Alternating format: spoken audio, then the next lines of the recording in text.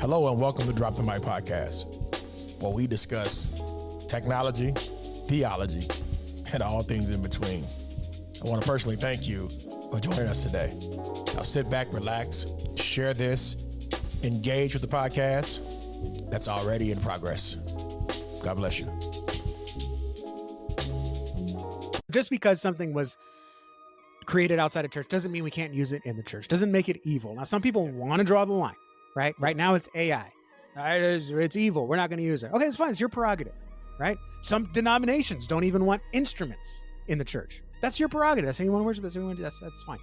So just because a marketing tactic or a marketing technique or marketing software was made outside the church does not mean that we cannot use it in the church. Because ultimately, that creative genius that innovated and created that is God-breathed.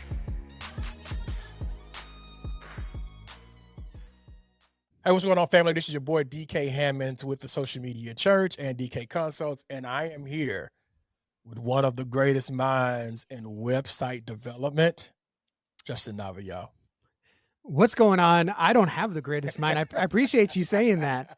I tell people all the time, if I had the greatest mind, I'd still be doing this stuff myself. I eventually was like, I'm just a dummy. I need to go find the smart people that have those expertise but don't want to deal with people. And it's like, I'll deal with the people.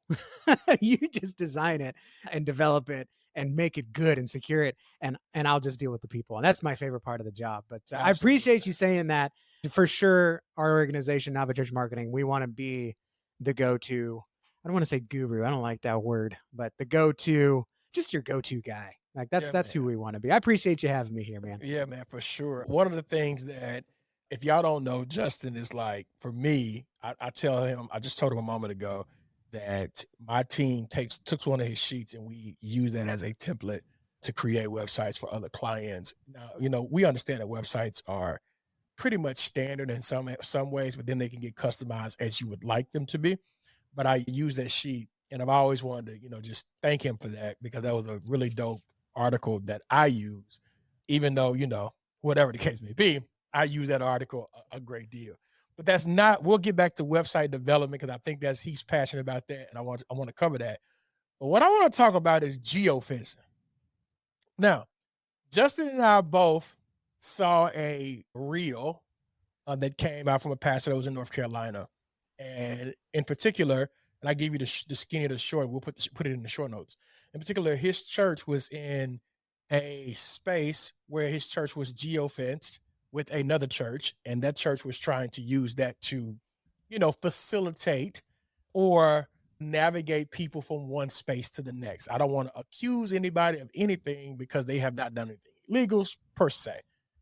Justin, some of my people don't even understand the importance of geofencing and its impact. Help us, walk us through it in your layman's term and how that impacts brand business as well as church and faith-based communities. Sure. Well, geofencing is a tool. And like with any tool, you can use it for good or you can use it for, I wouldn't say bad, but less than ethical resources means, a hammer can be a good thing or it can be something very bad if you hit your thumb or worse. So geofencing itself is not bad. This is not a time to talk about the tool itself, the method, the strategy itself being bad, but really how it's used. And I read an article about it first, which then there was also a reel from the pastor direct. So not much information has changed. And I don't want to point fingers. A lot of people are like, you're just trying to tear them down. You're trying to, I get that, man. Like if you watch the videos that I made, I specifically said the evidence that we have presented to us here, the evidence that I'm seeing, what I'm reading, what I'm checking with the abilities. I'm not a journalist. I don't want to be a journalist. This is not me trying to capitalize on outrage journalism that's everywhere in 2024. This is me seeing a story that happened and using that to say, all right, number one, this is what we need to be aware of, not just church against church, but anything of the world against the church. But then also, okay, so this happened, but how can we point people to Jesus because of it? And if anything, I want this to raise awareness, not against what a church has done, but okay, if it's happening against the church, how can we use this then to minister and reach other people? And it really has done a good job for us to open up that discussion and say, we don't want to target other churches, but we want to target hurting areas. And so that's essentially what we've seen here. Now, did you want me to go into like what geofencing or geotargeting Yeah, specifically is? absolutely. Absolutely. Because some So people, because here's the thing. So I put a post up about that on my social media platform, and a lot of people weren't aware of geofencing and what we're using it for, right? mhm, And so I knew that because I've seen geofencing being used when it comes to the area of startups. We use it for startups yeah. to focus our vision or our whatever we want to get to these people in that particular area, and that's who we want to market to. So break it down for some people who don't understand geofencing and then how it, and then its impacts, both negative and positive in your opinion.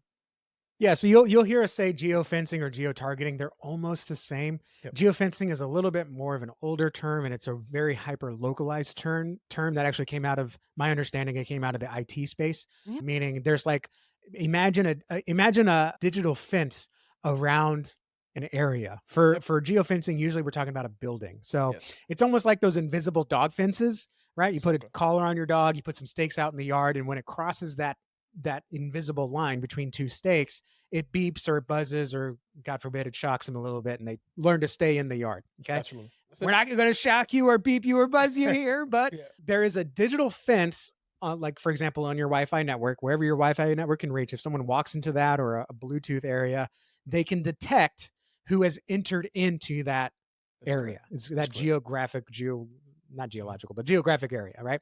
So if I walk past a store and they have a Bluetooth thing, I walk past their geo fence and they say, "Oh, a new person has just walked into the door. We're gonna tag them with all the big data that we have, whatever." So that's geofencing. Geotargeting is essentially the same thing. It's more about just plopping an area, picking a mile radius, 5 mile radius, quarter-mile radius. We're gonna say we're gonna geo-target the area. Yep. And the way it works in digital marketing or communications, if you want to be churchy PC about it, Yep. is we are going to draw a line, a radius, a circle, zip code, whatever it is, and we are only going to show our message in that location. Mhm. So when we talk about geofencing or geotargeting, for example, I can take a zip code 76542. I think that's one of my old zip codes. Good luck trying to yeah, you almost got me. You can say we want to geofence that area and I will pay Facebook 20, $30 to say, show my ad Yep. to people in that area. Yep. And that way I know my ad is only hitting the people in that zip code around Temple, Texas. Okay. Yep. So that's geofencing, geotargeting. Now you can get extremely granular. And you Yes. know this as well as I do in the startup world. Absolutely. If you got a new piece of tech coming, maybe you geo-target the local tech conference a few states away, Correct. promoting your new app because Correct. people in the tech world are going to be there. They got money. I want to show my ad to them. So you're going to geofence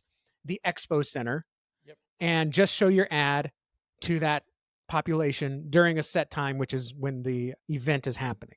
Absolutely. So that's what geofencing is. It's selecting a specific physical location, and then marketing wise, you put certain dollars to say, show my ad in the Facebook newsfeed, Instagram feed, Google search results, TikToks when people are scrolling by, or reels or shorts. Show my ad to people in that area. Yep. So that's in short what geofencing is, or geotargeting, where I drop a pin on a church and say anyone within a quarter mile, show them my ad. Here's some money to do that. So Absolutely. that's essentially what geofencing or geotargeting is. Yeah. And so in the startup world, we would use this, as he mentioned, we would use this for marketing per se, and we would also use it for testing to see if we can find anybody who wanted to test our product in a particular area so that they could be, brand ambassadors or they can be actual A/B testers, etc. That's why we would use that. And that's why people are using it. But it's unique now that those same things that we use in the startup world that they continue to use in big tech and small tech and big data, now it's kind of making its way into the church space. And so now we're starting to see churches use some of these same, I wouldn't say tactics, but same techniques. Same I would say technique. tactics, but yeah. Tactics. All right, cool. We'll say You're tactics. gonna fit me. Yes, Tactics are just things you do. That's it. Some of these same tactics that we use in the startup world, and they're starting to use them in church. And because I feel like a lot of them don't have the education to use them, they're just simply putting the money behind the actual system and saying, "Hey, system, just go for what you know, and then whatever results we'll get, we just get those results, and we're okay with that." So, has that been your similar experience? Where people are doing similar and just trying to throw the money behind it and see what they come up with? Or are people actually having a digital plan, a digital marketing plan to actually infiltrate and make an impact in the kingdom of for the kingdom of God's sake? What's your take on that, bro? No, the church world, it's definitely let's just throw some stuff on the wall and see what sticks. Is the spaghetti done? I don't know. Let's throw it on a cabinet, see if it sticks. And if it doesn't stick, well, the problem is churches don't know exactly when it's done or when it's not done. And it's not all to blame on the church, right? I mean, let's be honest, God has gifted every person to do something great with their lives. And some people choose to do it for the church. Many people don't. They choose to do it for their own worldly endeavors, trying to do good in their own way or just trying to make some money or whatever it is. There is innovation everywhere. And just because something is innovated outside of the church, I want to be clear on this, doesn't necessarily make it evil. Okay. Someone, I don't know the history of it, but someone invented air conditioning and a pastor said, I want that in my chapel. I don't know why he's from the South, but that's where he was definitely from. In Texas when it's like I tell my daughter we're in the Houston area, and I was like, 100 years ago, none of this was around here. And she goes, "What happened?" And I was like, "AC was invented, and then everyone wanted to come to Houston." So there weren't really big cities in the South till the AC. But that doesn't mean just because something is innovated outside the church, right? Microphones, the things we use, the way even the clothes we wear, the 3-piece suit, that was not invented in the church. We should be wearing choir robes and what do they call the Cossacks. There you go. And so, hey, we have that in the church. We can use that. But if you decide not to use it, it doesn't mean it's inherently evil. It's just God has gifted everyone to be creative. I mean, that's what's unique about us. I think personally, the God breathedness of us is our ability to create something. No one else or nothing else is creating. So just because something was created outside of church doesn't mean we can't use it in the church. Doesn't make it evil. Now, some people want to draw the line, right? Right now it's AI. It's evil. We're not going to use it. Okay, it's fine. It's your prerogative, right? Some denominations don't even want instruments in the church. That's your prerogative. That's how you want to worship. That's how you want to do. That's fine.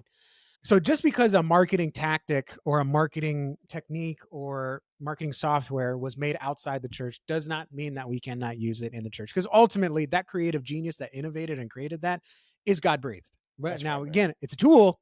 Whether you use it for good or evil, ethical, non-ethical, that's our freedom that we have for good or for worse. Absolutely. So what most churches see is possibility, but they don't know how to do it. They haven't gotten the driver's permit. They haven't taken the driver's test.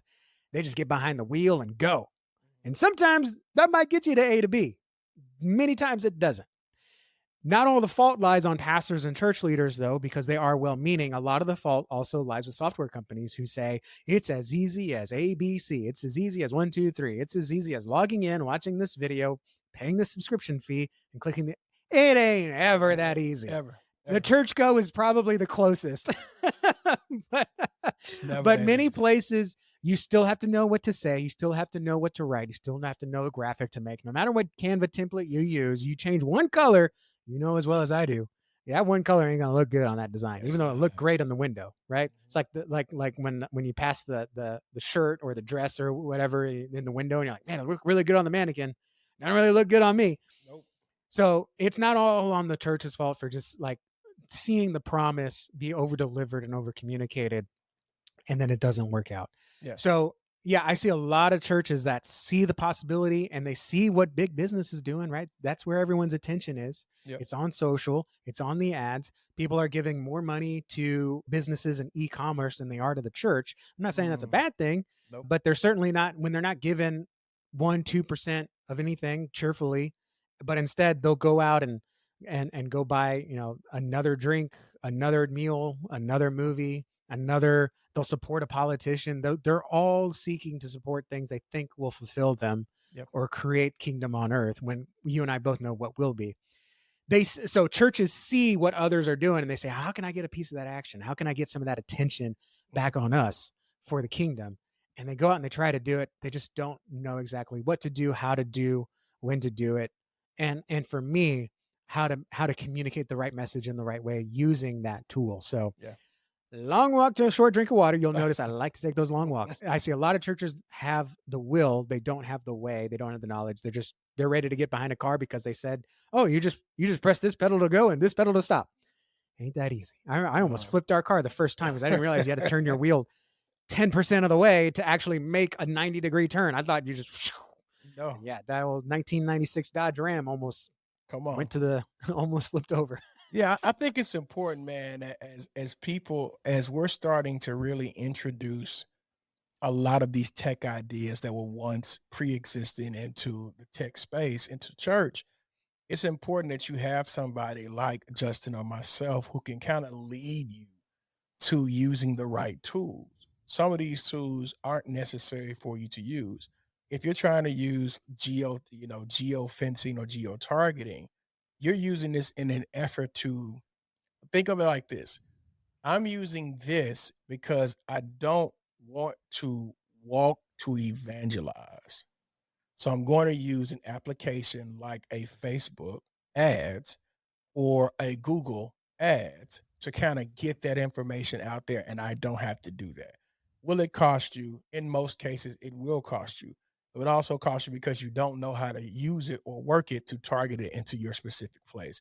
So those things are hyper important when it comes to the fencing, when it comes to the targeting, is that you have to understand who you're trying to reach, who you're trying to not reach, who you're trying to gather and bring into your space, because those are the people that you want to be putting ad dollars behind.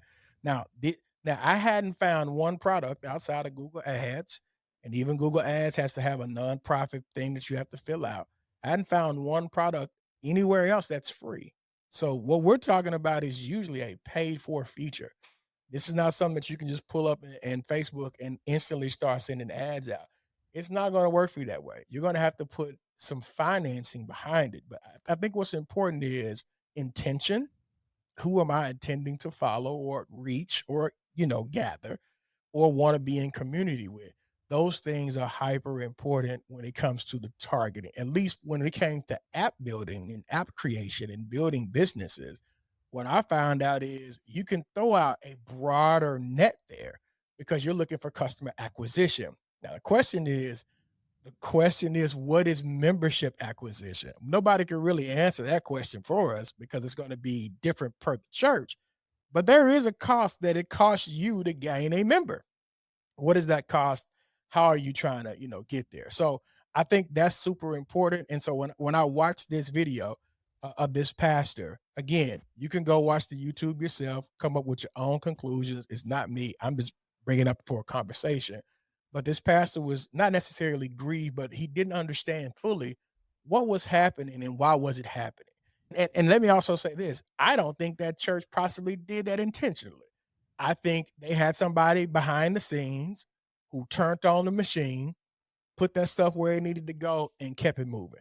We don't know their intention. What we do know is that somebody possibly made a mistake. And what are some ways, Justin, that people can avoid said mistake if they're doing geofencing and geo-targeting, in your opinion?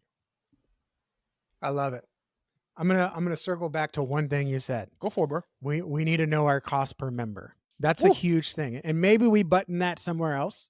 Oh, man. Because it's incredibly awkward. I brought it up in a video yesterday or Monday. And I was Really? like, look, I said, these live streams, I don't know what I say. But it's content.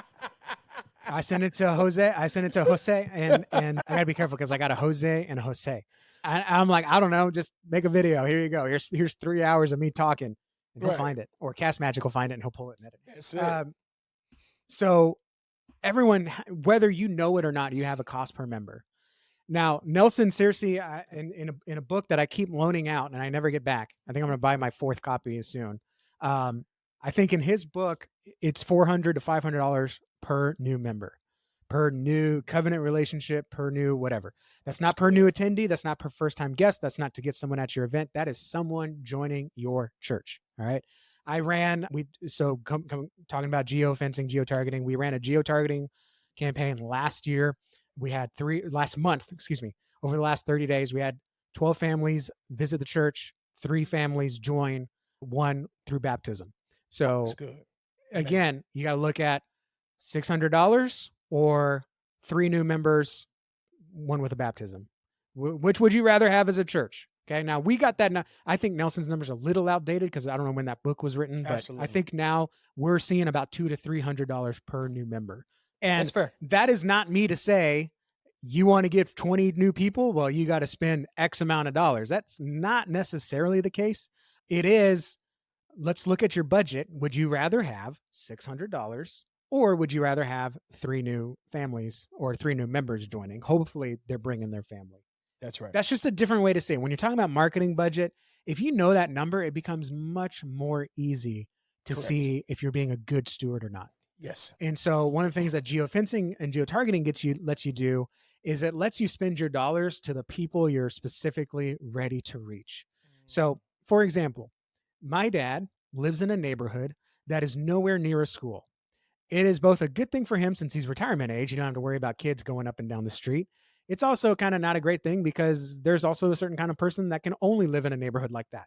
Yeah. And so it's both a cutting edge sword. But if I was a church coming in and I wanted to serve families, I would not need to spend marketing dollars reaching that neighborhood because that neighborhood doesn't have many families. It's a That's lot right. of studio homes, Mhm. 2-bedroom max, right? Yep. So again, if I went mailer route, well, I got to hit the whole zip code. I got to hit the whole route or whatever, which could include his thing. And when he gets a letter that says your family's welcome, and he's like, my family don't live with me anymore, in the trash, that was a waste of 8 or 9 cents. That's right. Multiply that by the 700 houses in that neighborhood. Mhm. Again, was that good stewardship? That's something Correct. between you and where you believe God is leading. That's right. So if I could geo-target and say, I want to hit not that area, but maybe the area on the other side of the church, just serve this area with ads about the family, and then maybe the area that I'm talking about, let's promote in this quarter-mile radius our singles ministry, our addiction ministry, our just older youth ministry, the senior ministry, right? So imagine you could just plop down a point on a map and say anyone within a quarter mile or however large the neighborhood is. We know what kind of person is in that neighborhood because we know what those houses cost. We can walk up and down those streets and we know what's affecting those people. Safety and security doesn't affect this neighborhood because it's gated, but it does affect this neighborhood because it's right on the railroad tracks. And it makes it very simple to steal my wife's bike back in 2018. So security is an issue here, right? So, you can, as detailed and as imaginative as you want, plop down points on a map and give Facebook $100 or $200 and say, I want to reach this person in this area with this message. Now, the message is where people often That's it, brother. go astray. Okay. Yep. So knowing that, I think if you knew your cost per member, you could bring that number significantly down just by knowing where you're going to target, how you're going to target them, and what you're going to say to them. Knowing that alone, you can spend more time speaking to someone where they are, literally in life, because the message is only going to appear. I don't got to go to the library and start just talking to random way. Hey, do you have kids? Well, now I'd love to invite you to VBS. Hey, do you have kids? No. Okay. Well, do you have grandkids? No. Okay. Well, I was going to invite you to VBS, but okay. See you later. Right. You don't got to do that anymore. Like you said, it's a matter of scaling. Now, does that mean we shouldn't do door-to-door ministries? We shouldn't have house meetings, prayers, backyard? No, absolutely not. Still should do it. Not an either or. It's an and. Okay. Yeah. So knowing that cost per member, knowing that cost per getting someone in the door, cost per visit, if you want to call it that. Yep. If you take it more granular than that, again, these were things that were probably innovated in the business world: cost per lead, cost per acquisition, churn rate. Okay. But if we can take that idea, the same way we take marketing psychology, the same way we take just the comforts of padded chairs, padded pews, speakers, microphones to amplify the message, to make it easier to receive that message, right? We can take those things and bring them back into the church and glorify God with them. I say, let's do it, right? Unfortunately, I love, if you study history, American history, the church invented school. The church, that's why it's called Sunday school, because kids weren't being taught to read because they were being taught to go to a manufacturing job. The church stood up and said, let's create school. And then the government was like, I think it was Maryland first to do that. Mason, I think the guy's name was. He was like, well, we can just do that for them, and we don't have to. And then of course the whole Rockwell thing, if you want to get into that. Absolutely. Now, you talked about unintentional uses of those things. As with anything, there is a learning curve to ministry. There is a learning curve for ministry. The number of times people have had to tell someone else, like, hey, youth, let's put you in a leadership role. And then the youth comes down and you're like, you can't say that from the pulpit. You can't, whatever it is, right? Like, you can't say that word. You can't do that. Like, there's a learning experience across all ministry. As many podcasts as I've done, there's still words that I don't mean to be offensive with, but apparently they're offensive. And I have to say, dude, I had no idea. I'm never going to say that. Let me re-record it for you. Like, I will do that for you because I don't want to be an obstacle to someone hearing my message.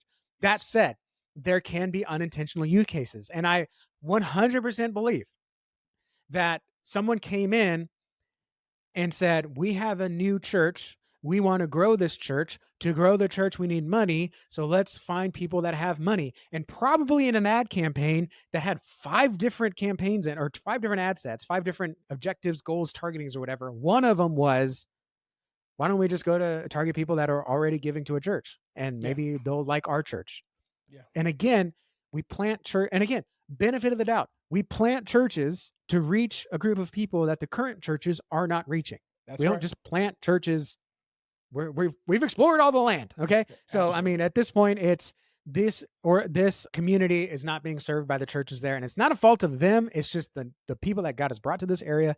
Now he's calling us to that area to plant a church, to reach people in a new way that no other church can. And maybe if I was the marketing guy, I could imagine thinking, well, maybe there's people in an existing church and God's calling them to another church. They call them to ours and they need to know about our church. Well, how do we reach that person? Well, let's run an ad to this church area and let's just say, hey, we got a new church in town.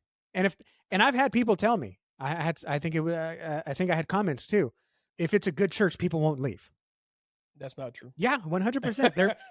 There might be, like, for example, me, if I saw that ad and I'm 100% happy with my church, I'm not going, I'm not leaving. That's fine. Right. But there are some people who can be called away, distracted, led away with, hey, we got the city's biggest slide in our kids ministry. Yeah. Oh, that sounds cool. And then kids crying, I don't want to go to church. I want to go. Okay, well, this one you want to go on the big slide, buddy? Yeah, let's go to that big. And you go over there, and God willing, it's a good gospel-centered church that's going to preach the truth. That's not always the case. Okay. Yes, so absolutely 100%. If it's a good church and people are wise and up on it and supportive, that ad's not going to work on them. It might though. And this is where it comes to like unintentional, unethical use of some of these tools. Yeah. That is something that just needs to be learned. And that's, again, one of the things that, I don't want to call this story out to point fingers and talk down on someone. I never once said that this is a wolves in sheep's clothing. I will say that's a false prophet. Don't go to that church. Don't listen to that pastor. Don't whatever. I will say that. I never said that about this church because I do believe, at least I want to believe, that this was done unintentional. It was just one person making a campaign decision. That was probably one of many. Yes. With the higher budget that they probably got to plant this church. Absolutely. But it is something to be aware of, that this is happening. And I think it's a very good thing that someone got mad. I don't know, man. You can't read that stuff over messages, but someone was also upset that I was like, this happened 5 years ago, dude. I'm like, yeah, but the pastor just shared it last week. Come on. And I think very wisely, he waited until he was at a point where he could share it stoically, so that the message is front and center, not the emotion. That is, and I applaud him for that, because I don't know if I could do that. Yeah, I definitely, I got behind, when I watched the video, his heart. Me and my wife both listened to it. His heart about it. It felt like, hey, I was focused on the work, and this just kind of came up, and I wasn't being disrespectful, but I just wanted to bring some awareness to the conversation. I think even when we're dealing with life and ministry, there's nothing wrong with bringing awareness to something that you need awareness to. You absolutely need to have a conversation, not to be disrespectful, but to simply say, hey man, did you notice, or were you involved in this in any kind of way, so we can walk together? Because the Bible clearly states that if we are offended, we should go to one another, because the whole attempt is to walk together at the end. So if that be true, his intent was not to be disruptive, because again, that was 5 years ago. He could have been disruptive 5 years ago. His intent was to convey a story that impacted him in such a way. And I get behind that. And I even get behind the church that's over around the corner, whatever the church name is, whatever the case may be, that's around the corner, that put up the ads because they're trying to generate members. I don't get behind some of the language that was said and put into that. That part, I'm like, as a digital marketer, as an owner, I would be annoyed by that because you intentionally said these are the types of people that you're trying to target, right? Yeah. And that And part, again, because it was, what's the word I'm looking for? I want to say worker bee, but it doesn't describe the value that this person could bring. It's it not was a worker. operator. It's like I Operator. tell people, like, just because you run the soundboard doesn't mean you're a button monkey. You're an integral part of worship. You're a worship leader. Okay. Absolutely. So I don't want to demean this. I don't want to demean this person. But again, because they were, again, one on a team that probably set up one campaign of many that said, well, who's already tithe? That's a very, I can put those dots together to form an action. Yep. And from the reel the pastor put out and said, like, well, once the pastor realized that this was happening, he stood up and excused himself. You know, I would hope that means, like, yeah, we put a stop to it. I hope there wasn't someone above him that said, no, this is how we deal. I mean, I could imagine that, but again, I don't want to assume that. Yeah. So again, it's one of those things where it's like, you know, I've been in finance committees where the pastor says, why are you giving us raises and you're cutting out ministry? You're giving everyone a 10% raise, which is just, it's due, because we hadn't had raises in like 4 years at this church. Yeah. But by cutting ministry, like, we didn't touch co-op, but we decreased everyone's budget except for the children's ministry, I think. And he was like, we are not like, yeah, 100% we deserve raises, but we're not going to do it at the expense of ministry. We're not going to pay salary. We're not going to increase salary by 22,000 or whatever the number was and cut ministry expense by 22,000. Absolutely. And again, if I was an accountant, a numbers guy, and I'm looking at spreadsheets and I'm like, this is my job to find raises, and you're not giving me an increase in the budget based on forecasts and all that, whatever, God bless him. I can imagine him faithfully trying to make that decision, and then the pastor has to come in as the head and the shepherd say, that ain't gonna fly. So right. I don't think every mistake can be avoided. I think it needs to be things like this you need to be accountable for. Obviously, having some kind of hierarchy. If one person is in charge of like one of the things that we do is when we get your Google grant, immediately one of the first things we do is we add you as an administrator, the pastor, church leader, point of contact, or whatever. So we're not the only ones in the account. Absolutely. We don't publish anything on behalf of your church without you at least laying eyes on it. We have 2 levels of approval. The first one is, this doesn't happen until you reply, I approve. The second one is, you have 48 hours and we're going to go and push this ahead. And usually the 48-hour one is, yeah, you already know what we're doing. We've done it before. We're just doing it again. Okay, great. But if it's like, we're launching a website, you need to look at it. We are, hold on a sec. I got something popping up on. The other one is, you know, hey, this is another VBS campaign like the one we did last year. We're just going to go ahead and launch it because we know what you're doing. We've done the same Lifeway. Everyone's doing this Lifeway thing. Okay, great.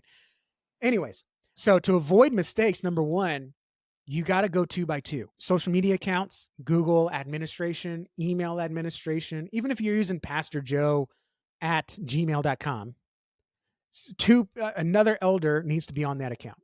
Okay.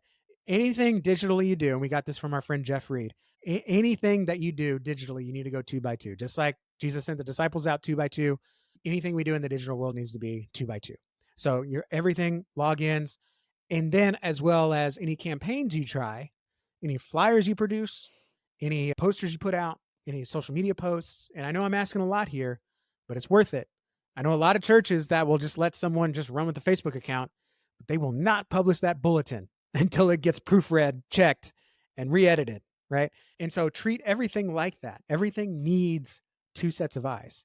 Absolutely. And if you have that, and you have that hierarchy of accountability, you know, I imagine marketer A creates that campaign. Marketer B is like either going to say, oh no, let's not do that. Or they'll approve it. And now we realize, okay, we don't have a marketing issue. We have a mission issue because they don't understand the mission of the church, how that interacts, or what that looks like in execution. And it's the same thing, you know, you can have a pastor have a revelation that needs to be sat on, meditated on. And if he just blurts it out, there should be an elder that comes alongside and says, we might need to revisit that. And maybe the pastor's right, but it doesn't mean he rules with an iron fist. There is accountability there. There should be accountability for everything. Even in business, you and I know you need a visionary and an integrator.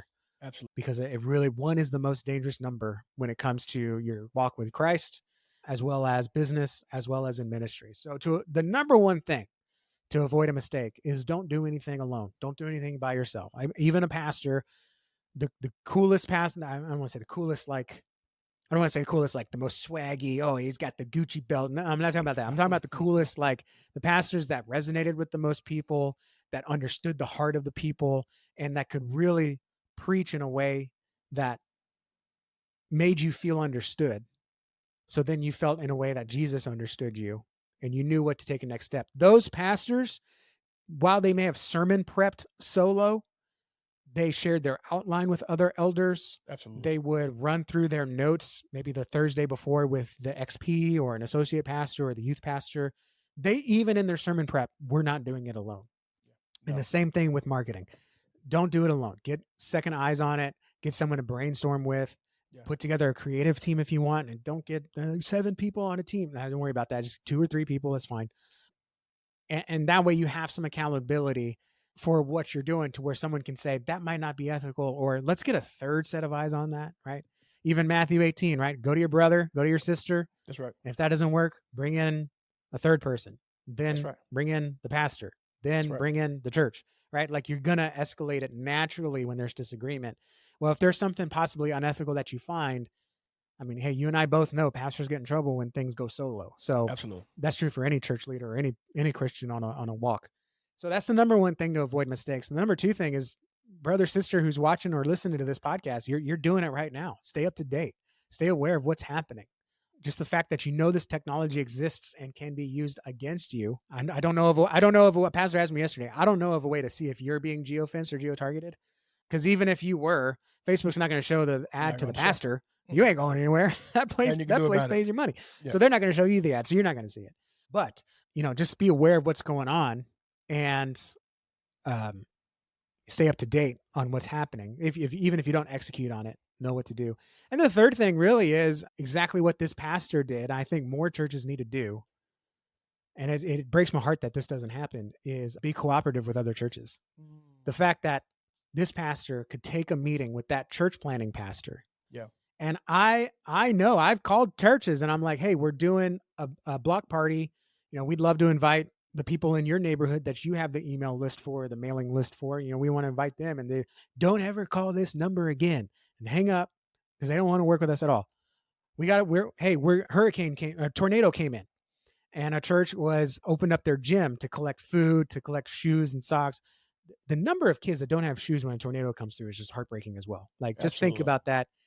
If a tornado comes, donate canned goods, peanut butter, and all that stuff, but also go to Payless, get some shoes for these kids. Because, I mean, it's heartbreaking. The number of kids who only have one pair of shoes and they get ruined because they got to walk through floodwater. Anyways, this church was calling churches in the area and say, hey, our gym is open. We're on a hill, so we're not flooded. The tornado didn't hit us as bad. So let your people know they can bring food to us. And the church is like, well, we can do that ourselves. Why would we bring it to you and hang up? That's wrong, right? In the New Testament, churches were supporting other churches, right? Paul, he went, I don't remember where, but he went to Jerusalem with someone's money to give money to that church. So another way to avoid mistakes is to just be cooperative with other churches. Formulate way back when we had a church media group of local church media guys and church IT guys, and we would meet at Chipotle every other month. That's dope. Just talk about what's working in our churches. Yeah. Because again, every church is uniquely equipped to uniquely reach a unique group of people. None of us are in competition with one another. And if we are in competition with one another, this is where I'll be the second set of eyes and say, you need to change that mindset. That's right. Because it's all one kingdom. That's right. If God's calling someone away from the church to go serve in another local body, they're going to find you. You don't have to be on the offense for that. I think we need to be more offensive. Play more offense as Christians, not be more offensive, but be more on offense as Christians. That's something God's really kind of working on me this year. I've been too much of a defensive, timid man. I need to step up a little bit.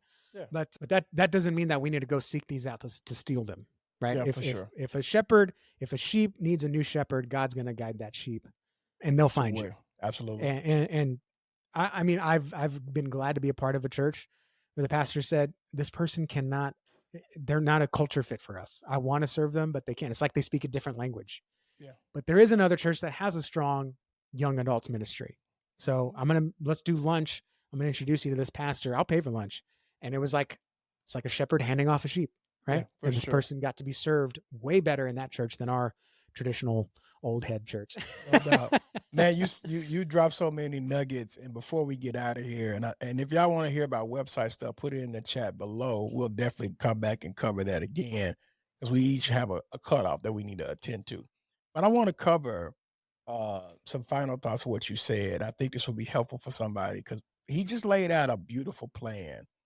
And the plan has to do with Christ, cooperation, and collaboration. These three words stood out as you were talking: Christ, cooperation, collaboration, right? So at the top of my page, I have three words mentioned. One is mission, one is marketing, one is ministry. Under mission, there is cost per visit or cost per member. That's a mission issue to me, because the focus and the end goal is for people to visit. Then we add the marketing, and you can put these in whatever order you want to do. That's fine. You add the marketing because marketing gives you targeted and gives you voice, right? Gives you target, gives you voice. And then the last thing is ministry, because that's going to bring a message, and the message is to produce victory and connection to a church. So if you're thinking about those things as your marketing strategy, this will get you started today. You don't even have to, you can think about this, you can pray about it, but you have something to get you started. But it's going to take Christ, cooperation, and collaboration to kind of move forward. Now, the last thing that's missing off of these 9 words I just said is money. You're going to need some finances outside of Google Ads. You can get that for free, but somebody got to work it for you. So again, you still going to need some money for that. So the marketing aspect does require for us to steward it well and resource it well. And so if you consider those things I just mentioned, I'm almost certain geofencing will be the least of your problems, because you're going to be marketing, you're going to be evangelizing, you're going to be outreaching at the highest capacity. So I want to offer that as Justin has offered. Justin, I appreciate you, brother, for coming on with us today. Go ahead. You got it. You had that written down. You had the 3 C's written down. You had that written down before we met today, right? You didn't pull that from what I said. Yes, I did. If that's not a testimony to what can happen again, it's not going to happen in one person. It's got to take multiple people, to do that and avoid those things. And of course, we're not done here. We're going to take that and put something together, put a training together. Come on, man. Put a process together, put a framework together. Come on, brother. So you don't got to remember it. You don't got to do it all on your own. We're here to support churches. Absolutely. Whether you work with us or you take that framework and do it on your own.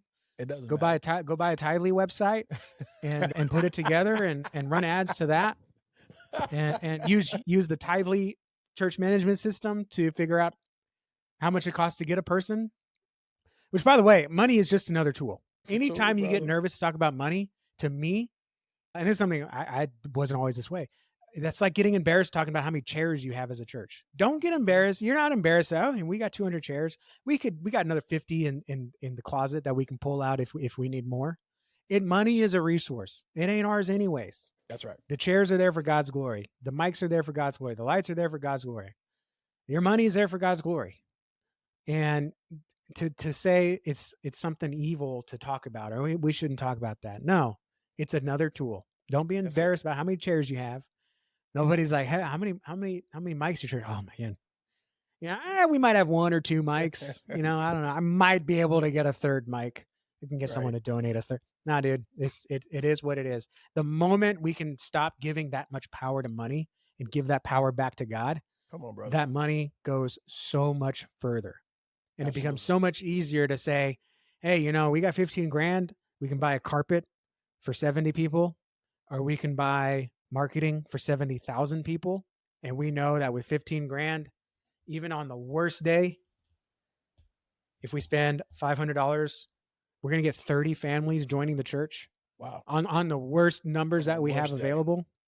So 30 families, bringing it up to 100, new carpet. Again, that's maybe you need new carpet. That's maybe for you to decide. Maybe that carpet is old and mildew and you do need some new carpet. Maybe you meet me halfway. Okay, well, let's tell you what. Let's take the market out. Let's do a slab We'll lacquer it real nice, and that'll give us 7,500. So we still get 15 families, and we can serve the 70 we have. These are the kind of things, if you know your numbers, you can do ministry so much more effective and be more steward. And instead of having half the people mad that you got new carpet or half the people mad that you're not being evangelistic, hey, now everyone can be happy. We got new flooring and we got new families. Let's go. Absolutely. Listen, y'all, thank y'all for supporting, listening, watching us on social media. Church, Justin, thank you for those final thoughts, brother.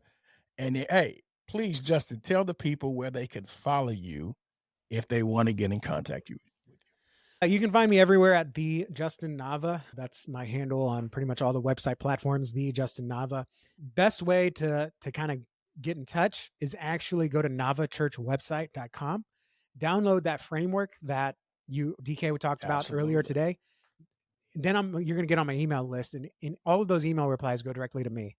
I don't jump on Facebook very often. I don't jump on YouTube very often, except to live stream. I don't check comments or DMs, but I do live in my inbox. So that's the best way to get a hold of me if you have any questions or anything. Absolutely, brother. And please, please, please, please, you guys make sure y'all follow them if y'all hadn't followed them yet. We also thank our sponsors who are sponsoring our podcast. We appreciate, love you, and thank you. And please continue to watch us at SMC. We love you. Peace.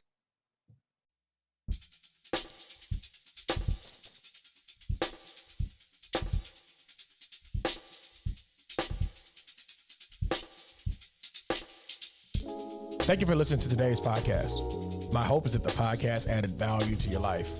Please, please, please subscribe from your favorite application, leave us a review, and even follow us on YouTube for your up-to-date information. Thank you. Peace.